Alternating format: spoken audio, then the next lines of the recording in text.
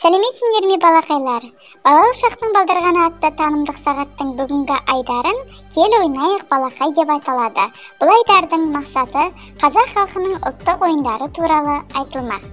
Рухани мәдениет дегеніміз ол сол ұлттың тілі, діні, салт-дәстүрі, өнері, әдебиеті және бұлардың ұлттық мейрамдарда, ұлттық ойындарды көбірек көрсету арқылы дамытып, әрі қарай сақтауға болады. Ұрпақтан ұрпаққа тартуға болады. Егер де қазақ халқының ұлттық ойындарына назар аударып көрсек, ол оның көшпенді мал шаруашылығымен айналысатынына және қазақ кең далада өмір сүретініне байланысты соған лайықтанылған ұлттық ойындар қазақ балалары ерте заманнан ақ өмірде кездесетін түрлі заттарды өздеріне икемдеп, ойыншықтар жасап, ойын түрлерін молайтып отырған. Ойын дегеніміз адамның ақыл ойын дамытатын, қызықтыра отырып, ойдан ойға жетелейтін, тынысы кең, алысқа меңзейтін, қиял мен қанат бітіретін ғажайып нәрсе.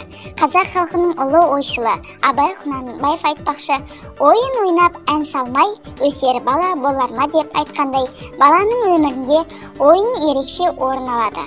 Ойын балалар өмірінің нәрі, яғни оның рухани жетілуі мен табиғи өсуінің қажетті алғы шарты, және халықтың салтын үйренуде, табиғат құбылыстарын тануда, оларды көру, есту, сезу қабілеттерін, зейінділік пен тапқырлықтарын дамытады. Теңге алу, жамбы ату, тағы сол сияқты ұлттық ойындар баланың сөздік қорын молайтуға, өмір тәжірибесін кеңейту, ептілік қабілеттерін жетілдіруге өз әсерін тигізеді. Осы ойындарға жеке тоқталсақ, асық ойыны қазақ халқының ежелгі өте кең тараған ұлттық ойын түрлерінің бірі. Оны көшпелі этномәдени өмір тұрғындары төлтума өнер деп танимыз. Ойынның басты объектісі де, құралы да асық. Аталмыш ойын әсіресе балалар арасында кең тараған. Оларды ептілікке, мергендікке, ұқыптылыққа, сергектікке баулайтын тәрбиенің көзі. Қыз қуу, кейде қыз қуар деп те аталуы мүмкін. Мерекелерде өткізілетін ат үстіндегі спорттық мәні бар ойындардың бірі. Қыз қуарға бір қыз, бір жігітті көз көрім жерге атпен жібереді, барғанша жігіт қызбен әзілдесіп барады. Қайтарда жігіт озуға тырысады, ал қыз жігітті қамшымен шықпыртуға тырысады. Ереже бойынша қыз жетсе, қамшының астына алуға хақылы. Жігіт тез қашуды және қамшы тигізбеуді көздейді. Көп жағдайларда қыз қуып жетсе, жігітке қамшы тигізбей, жай басынан қамшы үйреді. Бұл жігіт үшін намысты жағдай. Көкпар ұлттық ат спорт ойындарының бірі. Ойын атауының шығу тегіне байланысты бірнеше нұсқалар бар. Көк бөрі немесе көк бөрте. Тағы бір нұсқасында көк пар. Сөзіндегі пар бөлшегі паршалау, пәрелеу деген сөздерінен шыққандығы айтылады. Дәстүрлі қазақ қоғамында көкпарға жасқа толған серкенің семіз таңдалған. Семіз серке терісі жыртылмайды. Орташа салмағы 20-30 келіге дейін жетеді. Басқа малдың терісі жыртылғыш болғандықтан көкпарға тартпайды. Бәйге ұлттық спорт ойындарының бір түрі. Ат спортының бұл түрі түркі тектес басқа халықтарда да бар. Мысалы, бәйге өзбектерде тайга, қырғыздарда чабыш деп те аталады. Кейбір деректер бойынша 15 ғасырдың 70 жылдарында Керей мен Жәнібек сұлтандар қазақ хандығын құрғанда Шу өзенінің жағасында Тұлпарсаз деген жерде бәйге ұйымдастырған. Осы кезден бастап бәйге қазақ халқының алқалы жиындарының, тойлардың, астардың тағы басқа ажырамас құрамдас бөлігіне айналған. Бұрын бәйгеге қосылған аттар түстік, күндік жерге ұзақ қашықтықтарға шабатын.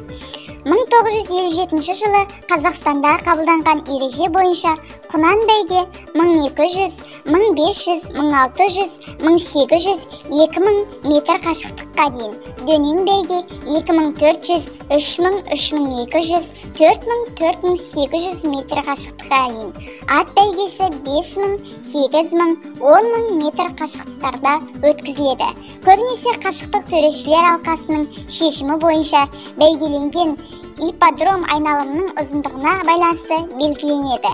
Бәйгеге мал дәрігерінің қарауынан өткен аттар жіберіледі. Жарысқа қатысушылардың кеудесіне және арқасына нөмірлер тағылады. Шабандоз жеңіл, ыңғайлы, белгісі бар ұлттық киім киеді. Аттың ер тұрманында шабандоздың киімінде адам жарақаттанатындай заттар болмауы тиіс. Бәйгеге қатысушы атын оздыру үшін өзі білетін ережеде рұқсат етілген тәсілдердің бәрін қолдануына болады. Ал қатарласып келе жатқан атқа қамшысын тигізуге немесе қамшысын үйіріп басқа аттарды жасқауға, айқайлауға, ысқыруға, жарыс жолын шығып кетуге, оның айналмаларының төтелеп өтуге болмайды. Аударыспақ спортшыдан үлкен ептілікті, күштілікті, төзімділік пен батылдықты талап ететін ұлттық спорт түрінің бір түрі. Екі салт атты бірін-бірі аттан аударып алуға тырысады.